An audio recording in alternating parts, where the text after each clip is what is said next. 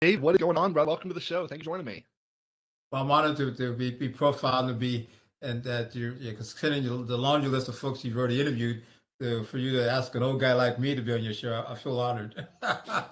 Well, I appreciate it. I mean, it's humbling to even be in that position. But I mean, for you, man, the honor is mine. I mean, you have decades and decades of success and accolades in the sport. You know, one of my dear friends out in Salt Lake City, Nathaniel Hancock, is a very big fan of yours, and so he's very excited that we're Oh, getting to okay. chat. As he's a USAPL man. He's in his mid 40s now, and I know Yeah, I know you're a him big, very well. Yes. yeah, you're a big role model of his. So this is his shout out in this episode too. This is Okay. for sure. Well, David, for those that may not have as much exposure to you or to the sport in general, I wonder if you could kind of offer a little bit of an intro, just who you are, how you got started in the sport, and kind of trajectory that's led to you to here and the success you've had. Sure. So give me a perspective. I'm a military veteran. I did 22 years in the Navy. I was an engineer in the Navy, and I was fortunate enough to go to the Naval Academy. That's how I started my lifting career. And with my educational background, I am a transportation civil engineer. And currently I work at Palm Beach County. I'm the county engineer responsible for about 3,500 lane miles, 1,200 intersections, and I lead a team of about 450 people. And have a capital budget about over $300 million over 5 years. And so it Wow. keeps you busy in terms of perspective, but it does keep you humble in terms of providing, public service. And that's why the military after 20 years, I stayed in public service. And so this is where I'm currently at. I've been in 5 years. This will be my last stop. But I think the key thing in terms of how I started my journey was at the Naval Academy. I went to a small, high school in Barberton, Ohio, small city, about less than 10,000. But I wanted to go to college, and my dad gave me the opportunity to go to the Naval Academy. Didn't know anything about it, but I went to a summer program at the Naval Academy, and I really got keyed up about the engineering and education aspect. I said, Dad, that's where I want to go. Wasn't sure about making a career and all that stuff, but I definitely love the engineering. So when I went there, I thought I was going to graduate through my 4 or 5 years and call it a career, but I just kept having fun and doing the professional part of being an engineer. So I finished my Navy career as a Navy commander, '05, and then I transitioned to the public sector where I'm at now as the county engineer. And so lifting has been part of my wellness plan. So I never thought about that I'm a top level athlete. I'm going to do lifting forever. I just did it as a hobby. And I started at the Naval Academy, had a little lifting club, and followed my senior year, and I qualified for the the collegiate nationals then, and it was Kutztown, Pennsylvania. I think I took third in 165. I was squatting barely over 500, pulling maybe five, and benching maybe 300. And I thought that was okay. But when you in the military, you have to stay in shape. You always have fitness goals, and so I would always try to stay in shape and lift at a local gym there. But in my late 20s, I really got stationed in Hawaii, and I got affiliated with a local power gym, and about strength training, squatting, benching, deadlifting, and I got pretty good at it and hit some local meets. Did pretty good there. And then about 1988, I went to California and got better at it and started doing some USAPL, ADFA meets. And that's how I really started doing really being competitive lifting, but really local meets. But after being the state champion for a couple of years, one of the guys said, Dave, if you didn't went to the ADFA National, you'd have probably you'd been one of the top guys. I said, oh, I never thought about that.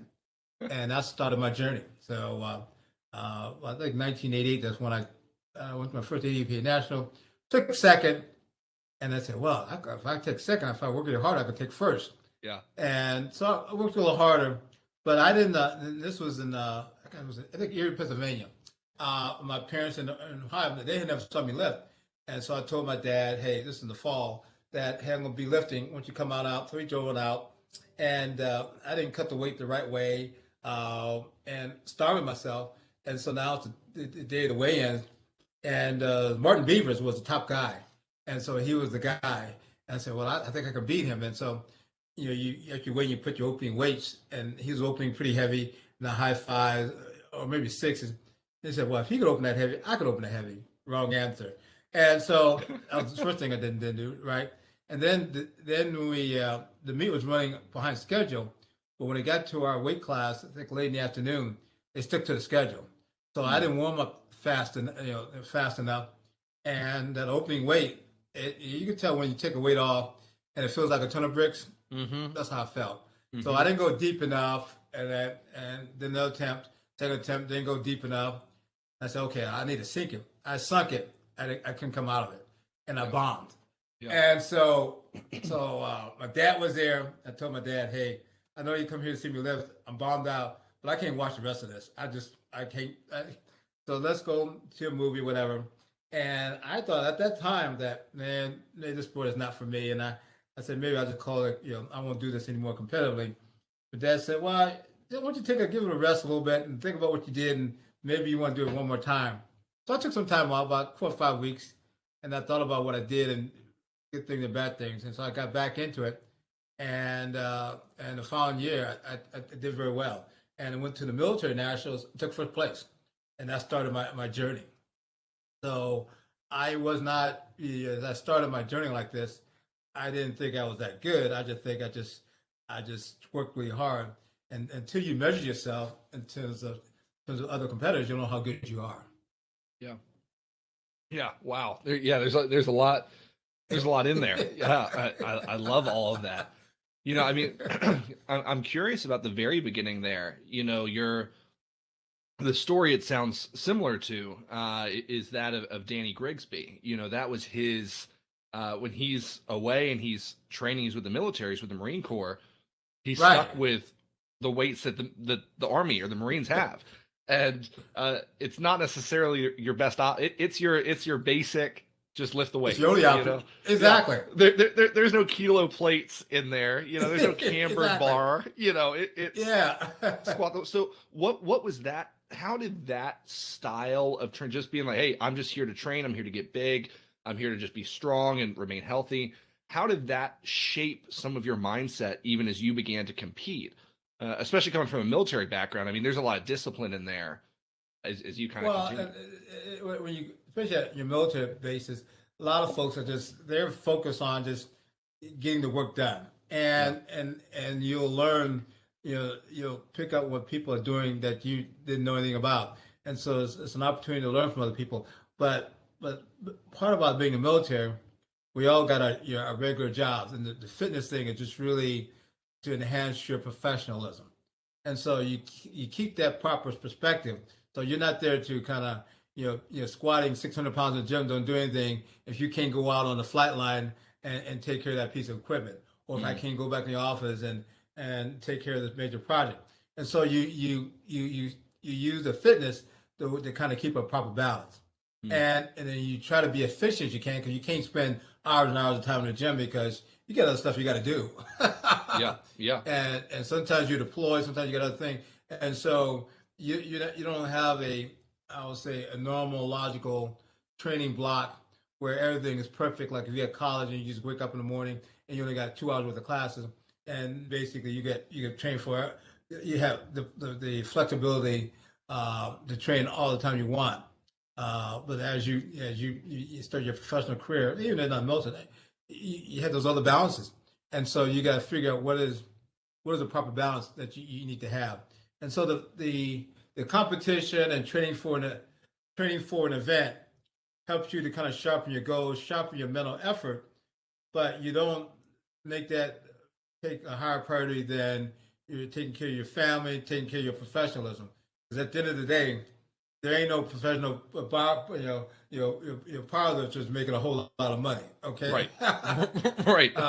I mean, so winning a title, doing something is great.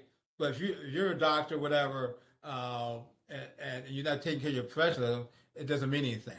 And so as long as you keep that perspective, whatever happens, in a competition or as you're training, it's really icing on the cake. And so what you try to do is make sure that you stay healthy, but you use that training process in terms of the consistency and the methodology in terms of how you train to help you focus your other aspects of your life.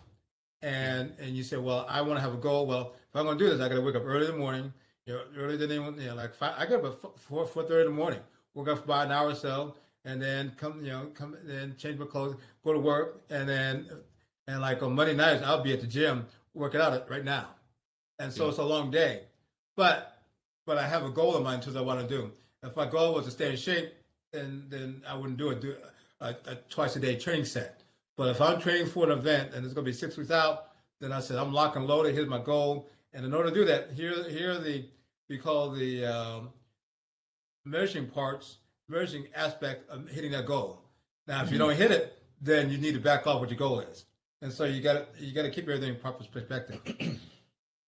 Yeah, no, that makes sense, and it kind of leads into my next question here, because there is kind of that conversation, especially now, as social media has taken over training, in the last 5 years. Oh, yes. It's become the Ronnie Coleman era of we're just in there at 3 a.m. training for 4 hours feels like it's now fallen way for photo shoots and performative lifting. But in that, there's also so much information. Like, there's just a myriad of information from everyone and anyone saying anything, really. And so one of the common things is this conversation on overtraining. Now, obviously, you have found a methodology that's worked for years and years and years. So I'm curious what your thoughts are on, overtraining, undertraining, how have you found your rhythm to create something that's sustainable, that's preventing you from getting injured for extended periods of time, and it allowed you to lift as long as you have and as successfully as you have as well? Well, and so I come from a unique perspective because I'm, I'm 63 years old. So yeah. And you're still out squatting me, man. It's fantastic. But if you had told me, how old are you right now? I turned 25 in March, so I'm just 24. 25. Went into the open. If you had told me when I was your age, 25, that another 40 plus years you'd still be doing this, I said, you got to be smoking something. Right. I would never. Yeah. I'm serious. I think either that must be something you're talking about, the Hulk or something. So no, the Marvel comic, but not for regular natural, especially as a natural athlete. Yeah. And so you have to have perspective of setting simple goals.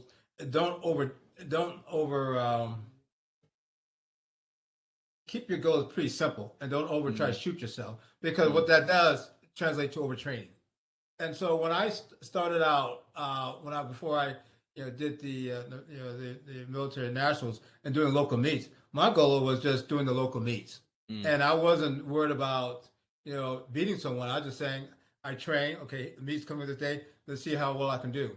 And I learned how to train to get to kind of stagger my training from overtraining. Because initially, when I started out the Naval Academy, I had a SEAL team guy. He was a guy who used to be the SEAL team, and his philosophy was go heavy, go often. And so we would squat heavy twice a week, bench heavy all the time. And so when you're starting out, when you're early 20, you can do that for a little while, but after a while, your body said, that ain't gonna work. And so just because of my limitations, I went to a light day, heavy day squat. But I was squat heavy most of the time, and I was okay, but I wasn't really making major progress. And that's when I talked to someone. It was when I was in California, and he was a chiropractor, but he knew about periodization training and how to stagger your training and back off your squats to like about 75 or 70%. To do more volume there. And I said, how could that work for you? And I told myself, well, what I'm doing now ain't working, so let me try this. And I tried it, and when I got to the end of my cycle, all of a sudden my numbers started moving up. And so that's been my basic philosophy in terms of training. But also, I have not been in the gym constantly for 40 plus years. I have taken off either some mild injuries or because of just work stuff. And so there have been times where I've taken off for a year plus. Because of moving, because of the military, some other things. And then when I got back in the gym, I stopped back very simple, and just worked the journey, just on a basic level. And so, and especially as you get in your late 30s, early 40s, so you see the professional athletes, they kind of retire by the time they're mid to late 30s, early 40s, and you think from a strength training standpoint, well, it's probably the same thing for all of us.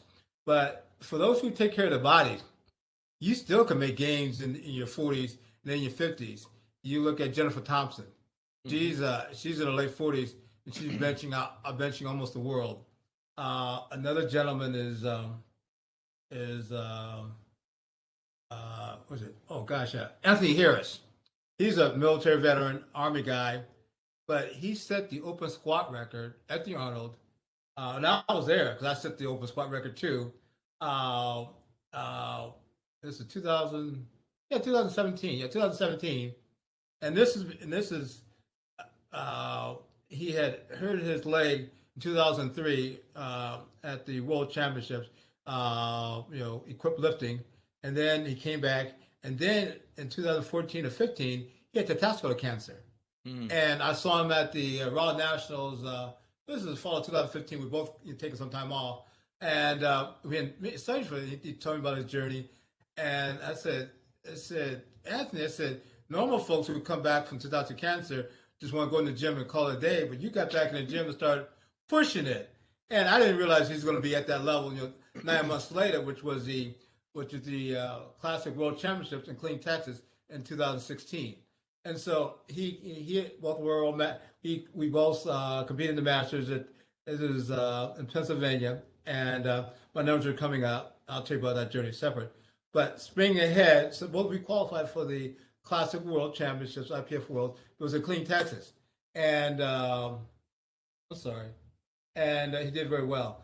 Not 2016. Then you spring a year later, which is the Arnold in 2017, on the Grand Prix stage, which is the big stage, and I had squatted the world record. I didn't know I was going to do it. The numbers kind of fell into place.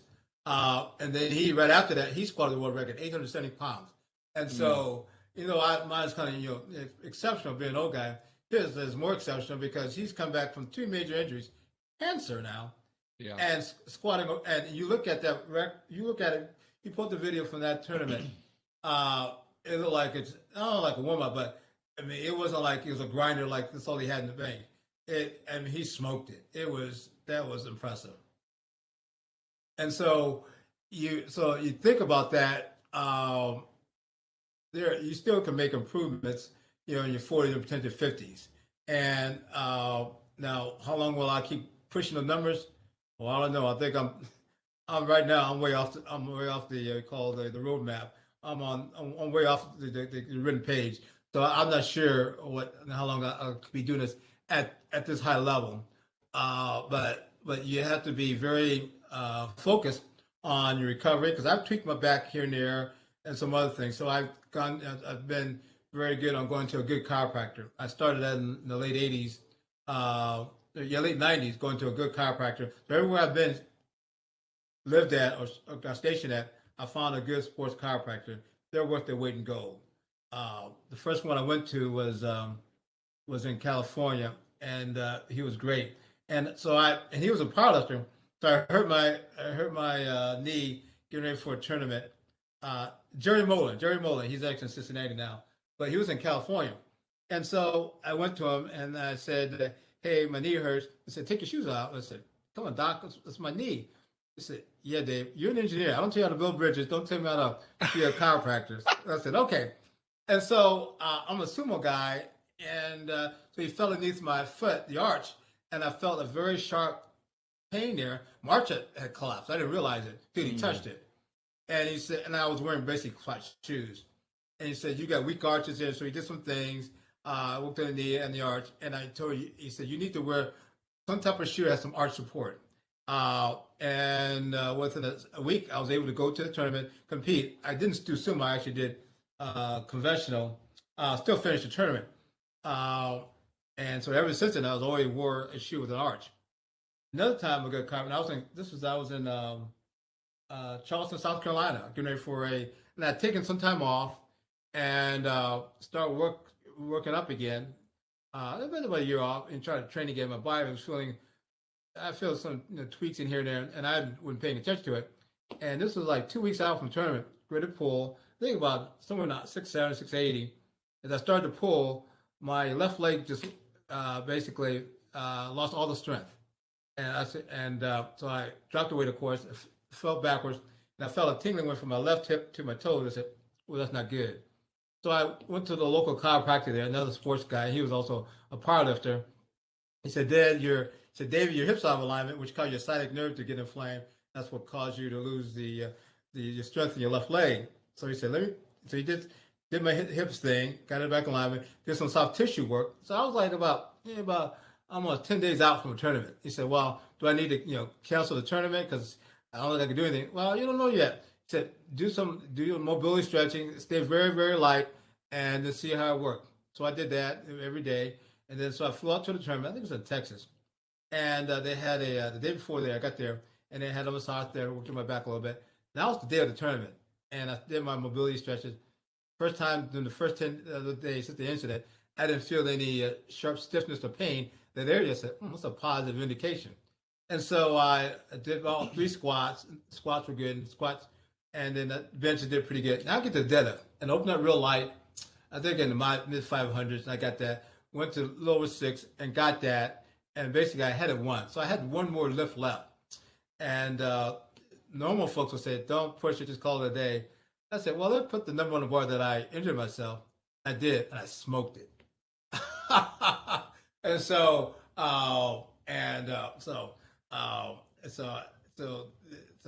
ever since I always, when I get ready to really push myself, I will go to a chiropractor beginning of the the serious training cycle and maybe 2 or 3 times in between before I do a major lift, because it makes a huge difference. And so, and I also do the mobility stretching, the icy hot and stuff like that, and the Epsom salt. So, but yeah, that is huge. Yeah, I mean, I think, and especially when you're in your supposed alleged strength peak, which obviously you have greatly surpassed and have expressed that it doesn't necessarily have to be in your 20s, but there's a sense of invincibility of athletes think, oh, I'm 22, I can do anything because I'm going to live forever, right? And there you reach a certain point where you do get a serious injury or something does take place. You're like, oh, I'm actually not invincible. Like, I actually need to think about going in and maxing out every day. Especially as natural athletes. I even think on the enhanced side of things. I don't know if you saw Chad Penson literally this week.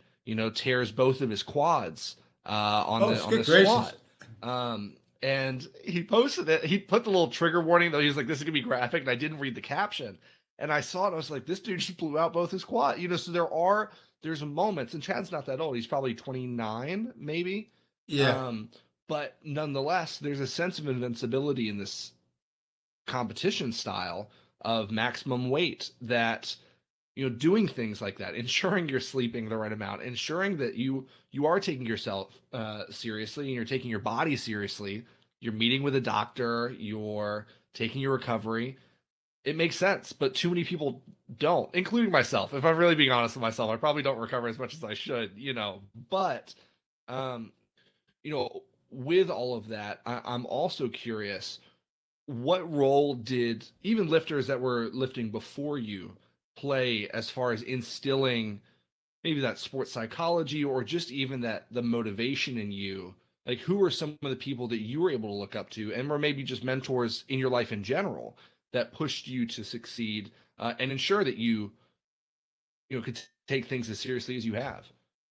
Well, and my journey is kind of unique because being in the military, I've been all over the place. And so back in the day, you would, instead of Instagram, it was Part of the USA was a magazine. Yeah. And you wait a month to see if your name was in there. And so, and you read about the training programs. And so it was really, basically the folks at the local gym, wherever military base I was at, and you just train on a regular basis. So I never had visions of hitting a maximum weight for a world record because I didn't think I was that type of guy. And so my goal was let's just kind of work a plan to get stronger and see where we're at in the cycle. So I never had the preconceived notions that, well, I've got to be at this level because I want to be the national champion or I want to hit a world record. And if you push it, if you hit those type of lofty goals without knowing the journey how to get there, you may push yourself beyond where your limits is. But if you keep your goals real simple in terms of, this want to be in 4 weeks, want to be in 5 weeks, then you'll be amazed if you keep that same level of thought process. You'd be amazed what progress you make in 6 months to a year, whatever, and not overdoing it. And so I've in the gym I'm at now, I'm at the Boynton Barbell Center in Boynton Beach, and I've seen some the local ones, and I see them train a little bit, and I kind of say, hey, you want to back it off a little bit, and sometimes they pay attention, sometimes they don't. Guys, they don't. You'll see them a month later. Oh, I hurt myself. So, well, I could have told you. So, but it's hard. Like you said, when you're that in your 20s, you can wake up and think you could basically bench real heavy without stretching out, and that works pretty good. But eventually, that comes back to bite you. And so, and I didn't start stretching until I got into my 30s because I thought, you get in the gym, hit a little light weights, boom, you're there. But now I even see some of the young folks do a lot of mobility stretching because I see it, basically on the social media, whatever. It makes a huge difference, especially if you just trying to stay in shape, no big deal. But if you start pushing yourself to your upper limits, and you will make great, I call sustainable progress, then you got to put all those elements together into your nutrition, your mobility and everything else, and your mechanics and how you move the weight. That is so critical. Because your brute force strength can only get you so far. Yes. So I use the analogy when I talk to young kids that I think when they're folks like your age, your potential is like an iceberg. The stuff to blow the water is basically you use. Everything above the water, which is large, is you haven't even scratched that surface yet. For me, I'm a little inverted. I mean, I've used up almost everything I got. I'm like a NASCAR engine, and I'm on E. And I'm not on fumes yet, but there ain't that much left. And so I got to be very almost anal about how I move around the track, make sure I got the right tires on, because I ain't got that much left. I can't go off to another, go off the track a little bit and better get back on. You can do that because you got a lot of unused potential. For me, I'm pretty close. I'm not there yet, but I'm going to try to string us out as long as I can. Yeah. Well, one of the things that I've appreciated in some of the training that I've watched you do is the first rep, especially on squat. That first rep looks almost to be like an RPE 10. And then I just see in your face, you're like, I'll do another one. And then you'll rip out 4 or 5 or 6 more. You mentioned at the beginning, that competition, you came out and that weight felt like a ton of bricks. And I remember my first competition, it was 100% raw, was the Federation. It was in Northern Virginia at Tyson's Playground. And I'd never stepped on stage on any kind of platform before, but in the gym, I had squatted 500. And so in my head, I'm like, well, logically, at the meet, I can squat 500, right? Yeah. And it turned out that 1 + 1, in fact, did not equal 2 in this scenario. And so I open up with 440, and it's good, but I'm nervous. There's like 60 people watching. Right. You got the nerves, and so I dive bomb it, and I come up with it, but it was max effort. But in my head, I'm like, it's whatever. So then I load 463, and it just pins me. Like there's just no, like it's just not going to happen. Right. So I know what that feeling is of walking out and going, ooh, this is heavier than I feel like this should be. But nonetheless, it feels like still 9 times out of 10, you walk out something, I can see in your face, you're like, this is heavy, but you make it happen regardless. So I'm curious, what mentally is going through your head as you prepare for a big lift that ensures you're in that zone of, I'm going to succeed regardless of what it is on my back? Well, I would say, okay, that you're interesting point because it's about that mental acuity. And so when I'm doing those heavy lifts, normally, you tell me anything above 600, I'll have the guys in the gym. I said, hey, I'll be looking around and said, okay, I need you, and if it's above a certain weight, I have 2 on each side and 1 in the back. And so I'm already, as I'm loading the bar or whatever, I'm doing that mental lockdown in terms of what are the mechanics that I need to do to execute this lift. And Mm. so, and the fact is, you assuming that your warm ups will tell you how you're feeling. If I'm supposed to do, say, the plan said I'm supposed to do 650, 640, and I'm warming up and 500 feel like a ton of bricks, well, it ain't gonna happen. I don't. The body says it ain't gonna happen. I back it off because that's where you get chance of injury. But if the warm ups feel good, and then I know that my body has the potential for that night to handle that weight. And so you gotta put all those factors into play. So as you that for is it 400 or 400? What'd you open with? I opened with 440. Okay, what was your last one before you did the 440? It was probably 413. Probably 413 or 418, one of the two. Okay, so that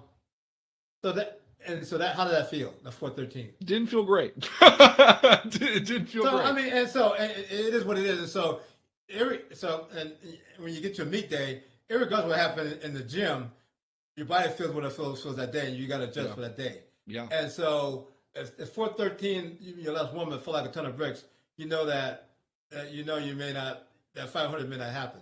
Right. It felt like a lot of the fellas. Okay, this might be one of those days. Right. And so, but the aspect that when you're working out and you're trying to rep a weight, that first rep, it tells you in terms of where you're at in terms of that capacity, and you really got to be locked in your mechanics, because if you try to, most of the way to be off mechanically, then you basically you're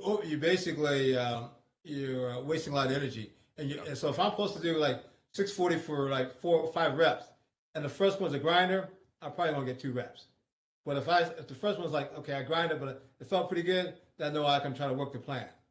And so there was a workout session last fall, and I got up to, I think, 672.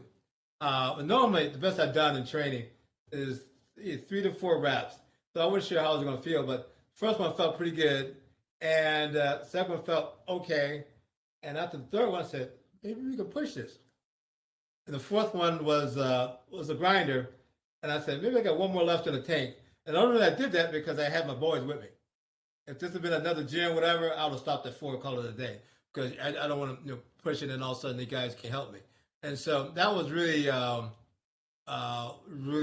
probably, if you're doing RPE, that's probably RPE 11, that one. So, yeah. But I didn't overtrain, because of that night and the following day, I felt okay. Now, I could tell my next day if I said, you just overdid it. And back a little tight, but it wasn't like I had overdid it.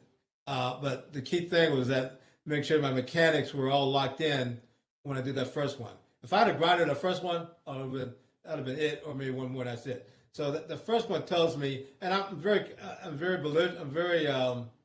tactical in terms of just kind of being a little more cautious on the first one to make sure everything is locked in, the mechanics locked in, and then that tells me where I can go. And so some folks can dive on the first one and grind it out, but for a gentleman like me who's a little older, I got to make sure that everything is all clicking for this older body. Because sometimes the body says, "You're done. You got no more." Then I shut it down. That's why I take a more slower process for those first reps. So, yeah, no, that makes complete sense. Well, the other side of things I'm curious about is on the nutrition side. For a long time, there was kind of that split between powerlifting and bodybuilding, where you had the bodybuilders who are weighing out the grams of chicken that they're eating, right, and they're preparing their egg whites and all that. I think of the video of Ronnie sitting in his cop car, just sitting there eating his chicken with the barbecue sauce. And then you had the stereotype that then the powerlifters are the ones hitting up Taco Bell after they train, right, and just eating as much as they can. And I know recently that's shifted, as people have thought a little bit more and some of that bro science is left. People are actually planning out and thinking nutritiously. Over your time training and coaching and refereeing, just being in the world of lifting, I'm curious what you've learned as far as, yeah, the tracking of macronutrients or just protein consumption in general. What are some of the things you've picked up as far as nutrition is concerned that maybe people aren't picking up on as important as they should be? Well, it depends what your focus is. So if you're just an average lifter and your goal is just kind of stay in shape and you're not worried about trying to lose weight, then your normal balanced meal should be more than enough. And I don't think you need to get that anal about checking your macronutrients. Because for bodybuilder, because their goal is to get down to a certain body shape and body, So, but if you're just starting out and you just basically want to get in shape and you're working the fundamentals and you're not worried about losing weight, then eating a normal balanced meal, drinking a lot of water should be more than enough. Now, if you get into, well, now I need to now I'm past the local level. Now I'm competing nationally. I want to hit some big records, push your limits. That's where the nutrition comes in. The nutrition becomes very important because as you start pushing your training through the last 4 weeks of a 8 to 10 week cycle, your nutrition becomes the fuel for that effort. And so if you're just eating your McDonald's every day, well, you're going to, especially for a natural athlete, you're not going to hit the numbers you want to hit. Not saying that, eating all the right will help you, but first of all, you want to basically put every advantage to your level. And so that's why, eating, getting very, very specific about your nutrition, if you're going to be at that type national level athlete. The other aspect is supplements. And so I'm big on supplements in terms of, some people talk about, whey protein shake before they work out. But I take a multivitamin, branching aminos, B complex, all the B complex vitamins, all the C complex, turmeric for joint relief, glutamine for joint relief, omega-3 for the heart. Let's see what else. There's probably one more. And so, and the reason I'm big on that, especially for me, I found that if you're just staying in shape, then your normal nutritional intake for good nutrition should be more than enough. But if you start pushing yourself, then you're changing your engine from a regular, just running around the town, type of car engine. Hey, I want to run on the NASCAR circuit. Well, if you're run on the NASCAR circuit, well, you're going to have some pretty good high performance fuel. And so your nutrition is going to play an important part of it. But there's other nutrients will help you push yourself to the ultimate level.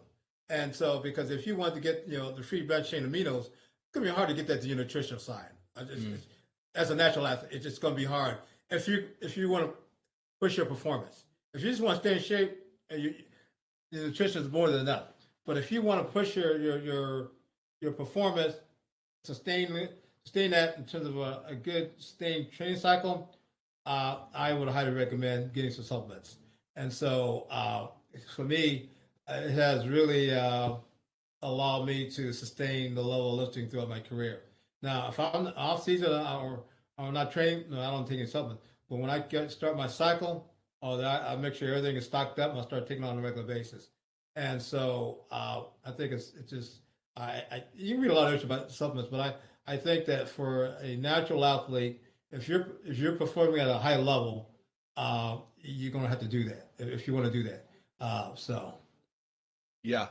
Yeah, and that plays into another big question I've got, and that I know a lot of as social media has grown and as exposure and views and followers has become a real part of promotion for the sport.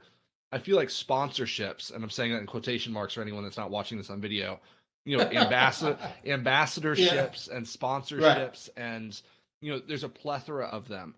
So my question for you is this, and this is especially for the younger lifters that might be listening to this. Have you found in your time that sponsorships have a place in a lifter's competitive nature? Like, can they be beneficial? And what are advice for lifters that may be seeking that to kind of, weed out the chaff, as it were, from, the real wheat? Well, the two types of sponsors, the equipment sponsorship. And so that they're like, you want to get good equipment. If you get someone to sponsor you, that'd be great. A lot of times you get sponsored if you're at least a national level, local level lifter. But the supplements thing, that's where you really have to know what you're taking. And because not everybody who sells stuff is stuff that's certified if you got to get drug tested. And so you got to know what's in that stuff. And so I've been asked to sponsor some other stuff, but I stick basically to a simple one that you buy at the local vitamin shop. Yeah. Because you got to know what you're taking. You got to know, especially if you're going to go into a drug tested environment. And so, because you're going to have supplements that have stuff in it that you didn't know, and all of a sudden you come up positive, then it's your fault. It's not the guy who provided it to you. And so, but equipment that you got to have a good equipment. So getting good, knee sleeves or belt, whatever, they that can create beneficial for a young lifter.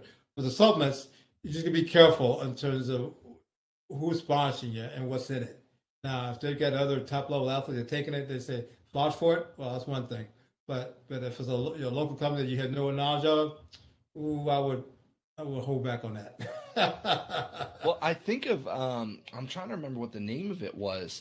There was a supplement company that was pretty large that a few years ago I remember got busted for having DMMA or DMAA in their supplements. And I'm trying to remember what I can literally picture the packaging because they used to create pre-workouts. And I think maybe at the Arnold in 2018, I was there with some of my friends, and they were giving out samples. And my buddy reads this thing. He's like, "Oh, can't take that." And I think it was 2 months later, these guys are in prison. Because So how when you look at the plethora of items, especially, I mean, I think of pre-workout as the number one that like everyone, even that's not competing, is taking. Right. How do you determine what's a good product versus something that's just kind of filled with crap? Well, I mean, you got to go to your local. I mean, I go to the vitamin shop, and so I have some pretty good contacts here, and I don't take any stuff exotic. Mine's pretty basic. I take like a pre-workout. I take a whey protein, concrete creatine, which has been pre-tested, and they have the own manufacturer of the stuff, and it has a gold seal on it. And it's been certified, it's been drug tested. And so those are on the top of our the stuff that has, if you read the label, it has like almost like an encyclopedia of all the stuff in it. You say, no, you want to stay from that stuff. And so I kind of keep it pretty basic. But there's pre-oxygen, I forgot what it's called. There's a couple of minor stuff that you can probably take and probably okay. But the stuff that, if you have to look through the label and it has, like an encyclopedia stuff, yeah, you want to stay away from that. And so, but yeah. Yeah. No, I hear you. Well, so a couple of the things that I think have made this podcast successful has been, this discussion of faith and then discussion of food. I'll get to the food one last. I'm a big foodie. Right. But, the thing that brought me into powerlifting, a little bit of my background, my father's a pastor. He was a Southern pastor. And now they live on the mission field in Dublin. Right. And so I grew up, did middle school and high school overseas. And one of the things that I've greatly appreciated about powerlifting is it created a place for everyone, really from any walk of life, to feel welcomed, right? Anyone should be able to lift a barbell. I'm a big proponent of that. Just walk in, touch the weight, And so one of the things I've enjoyed about this show has been hearing how all of these different lifters from various walks of life have found a home in the gym. And so my question for you, David, is, what role, if any, has your own personal faith or view of spirituality in general played into your training or played into just your perspective on the community as a whole? That's a very good question. I'm glad you had that reference of background. So I grew up, in Barberton, Ohio, and my parents both raised in a church, and I was raised in a church. And so, and I met my wife at a church when I was in my senior year in college. And my wife's father, he passed away, but he was a minister in church. And so church has always, and faith have been part of my framework in terms of how I live my life and keeping it very simple. But I always had a philosophy that you're here for a purpose to help other people.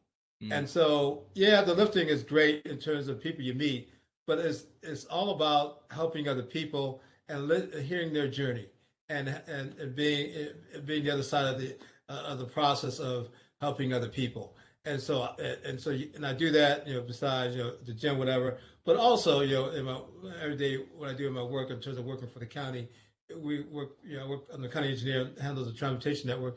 But I'm involved with a lot of different things in terms of helping schools, helping with social needs, some other departments. That it's a great opportunity to kind of to help to be that connecting point. So like during the COVID, the county didn't stop, and so we had giveaways in terms of food and some other things to these families in need because the schools were closed. And so I was out there on the front lines and handing out the giveaway baskets and everything else. And so when school started up, they had school supplies give out and out there. And I try to lead by example and help the other members of my team do the same thing because I see other people like myself out there helping other people. And so, but the aspects of in terms of the sport itself, I think it's like I said earlier, it's keeping the proper perspective because lifting weights or setting a world record is not a be all and end all. Because at the end of the day, there are other people who love to be in your shoes. However, they got other challenges, and so how can you help them achieve their goals? And so like when I went to the Masters in Canada, it was doing the event was great, but hearing other people's stories in terms of how they got to the point of being on that stage, I mean, it was just your heart just breaks in terms of the people's journey, and so you celebrate their aspect of getting there. There's one lady, she's on the Youth Virgin Island team. I think last name is Moon, and so she went to the World Championship last year. First time I met her, and she's from I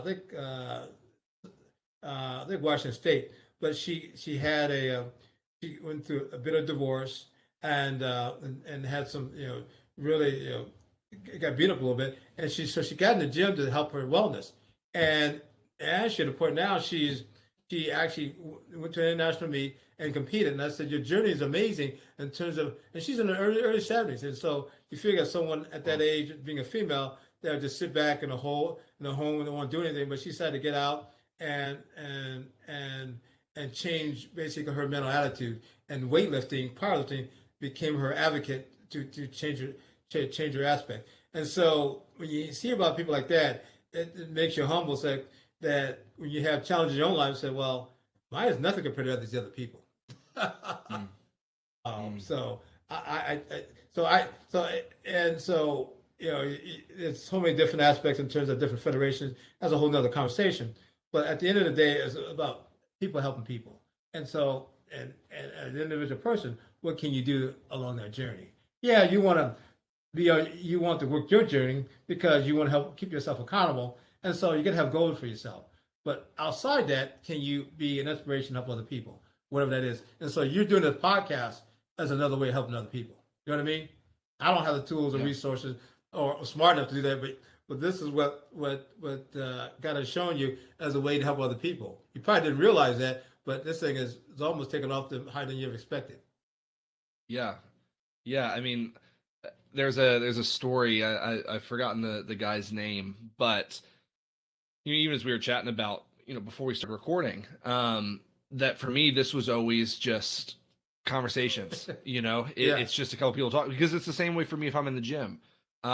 Short of me meeting Denzel Washington, most people I'm whatever, just another person, but I had a guy reach out to me a couple years ago after I did an episode with Joe Sullivan, and he thanked me for saving his life. That was the opening of the message. It was this 3-paragraph thing. Said, man, I've been depressed. I've been struggling with a lot. And just listening to your show, listening to things has revolutionized the way I see myself. The guy's a youth pastor now. And I'm like sitting there reading that, and I'm like crying.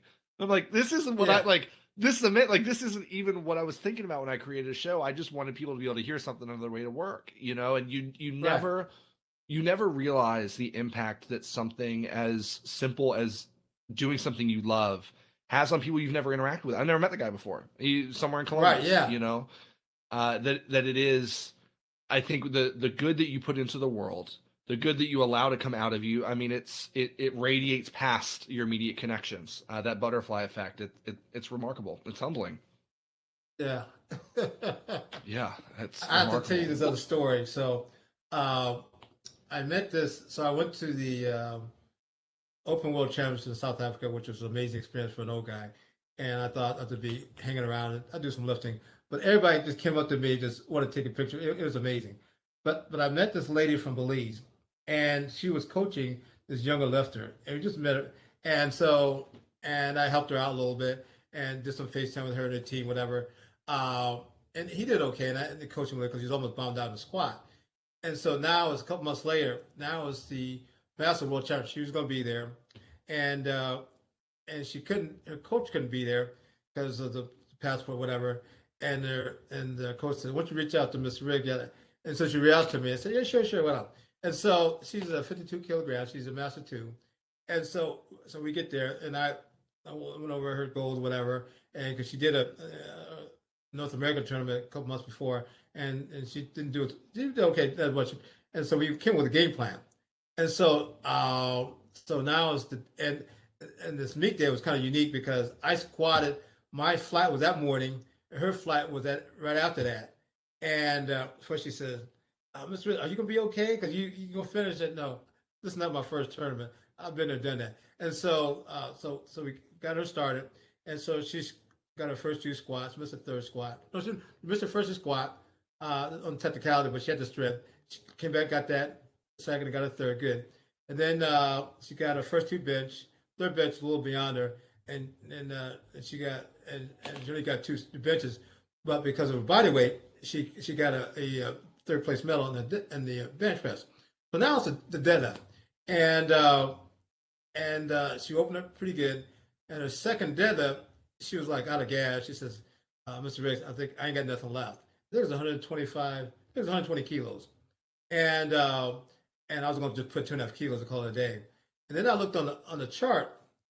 There was somebody else from Canada who was going to lift 125 kilos and same weight class, but because she was a lighter lifter, the other lady that she that oh yeah no, yeah so the other lady is going to do 125 kilos, and I had 122 for my lifter, and I told her that that if this lady gets her deadlift, I need to move you up another 2.5 kilo on 25 so you get a third place medal.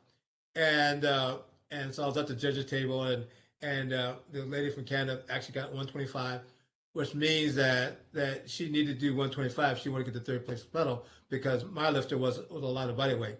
So I made the weight change, and I went back and said, "Hey, if you want to get a medal at the deadlift, you got to do this. There's only 2.5 kilos more." And she went out and she smoked it. And so so she was overjoyed, whatever. So I talked to her next day. I said, "How did you enjoy the experience?" And she told me how that mental challenge of, because she felt tired after the second deadlift. But when I told her that if you want to get this medal, this is what you got to do. She said, "When you told me that, Mr. Rick, hey, I need to be committed." And it was, I was like, I was on cloud 9 when she told me that. It was just. Yeah, I hear that. You know, that having people in your corner that believe in you is 100% a necessity. I had a very dear friend. His name was Duncan in college, who has gone on to be a fantastic lifter. He's now a strength coach at Clemson. Wow, And great. at my first USAPL meet, I did one of Saber's meets in Virginia. Right. And it was a novice open, and it was to qualify for collegiate nationals. And I would have made it if I'd pulled my second deadlift. I slipped, and I stumbled back, and so I had to drop the weight. When I got up top, I got off balance, and so I needed to pull this final pull. But also, if I wanted to take second, I had to make this third lift, and it was more than I had pulled in maybe a year. I think it was 523 that I had to take, and I'm sitting there, and Duncan comes up to me, stocky dude's 5'9", but he's built same body weight as I am, and on the side of the stage just slaps me as hard as he can across the face, and he goes, "Do what you came here to do." And I was like, "Oh, okay." So I run out there and we've got half of Liberty Powerlifting is over to the side, Right. and they're all cheering me on, and I make it's an absolute grind, but I make the poll, Right, I yeah. qualify for nationals, and I just going over to the other side and seeing people who genuinely wanted to see me succeed went Right.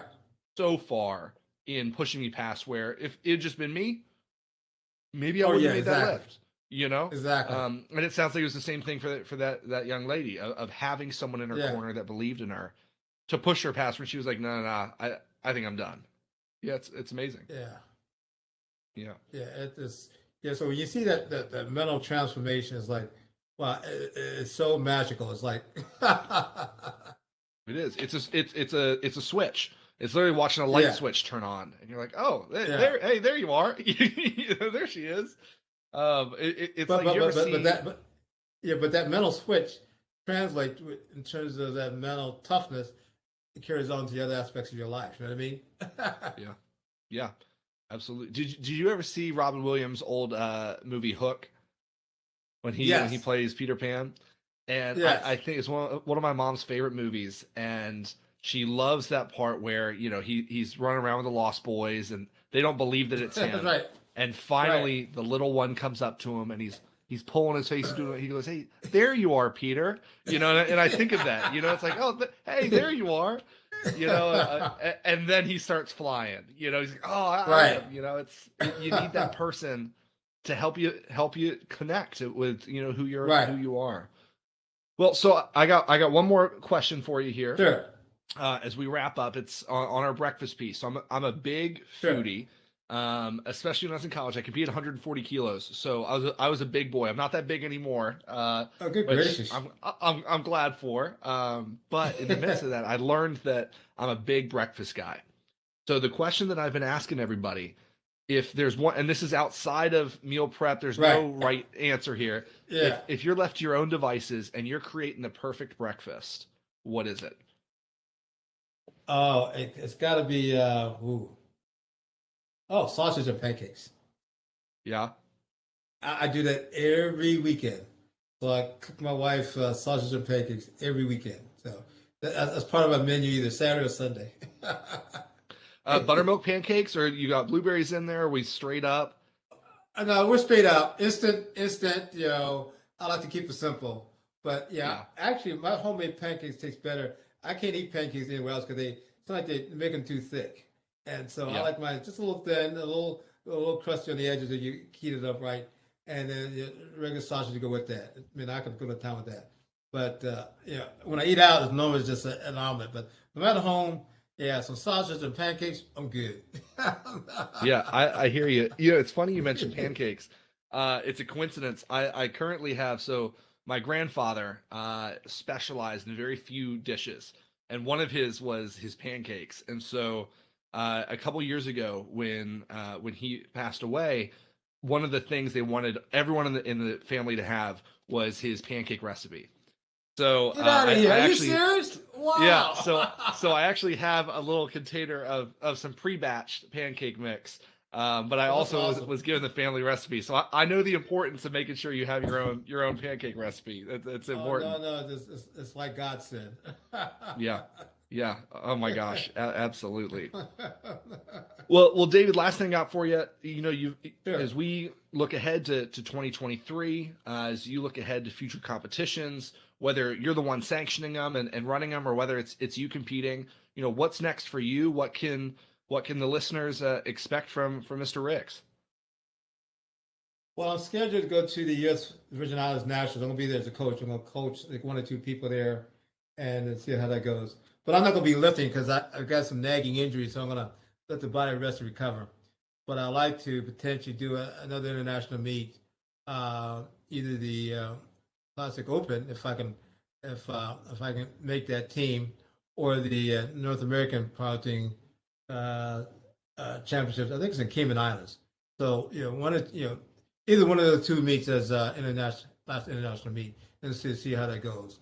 But yeah, I did the tournament last October, and I did very well. And then as I got back in the gym in October, I felt some minor injuries here and there, and they all come back. But But as I start adding, putting weight on the bar, the body says, "Nah, you're not ready yet." So you got to listen to your body. So I'm in my off-season mode, do a lot more recovery stuff, and just really work on some support exercises to strengthen up those support muscles, and then I'll ramp it back up when the time is right.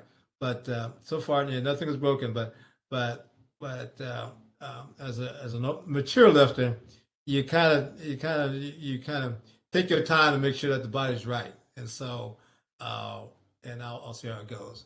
But if my body's in shape, I won't try to push it up for one more level. What those numbers are going to be, I'm not sure. But if everything is healthy, I would like to be able to do that. So we'll see. Fantastic. That's fantastic. Well, folks, this has just been a great conversation with David Ricks. You can, of course, find him on Instagram and follow along as he continues to compete and be a powerhouse in this sport. You can find me, of course, and the podcast on Instagram as well. You're more than welcome if you're listening to this and you want to watch us. You're more than welcome to check us out on YouTube. As well as I continue to learn how to use more technology as a Gen Z person. But folks, we will catch you next week with Fernando Arias and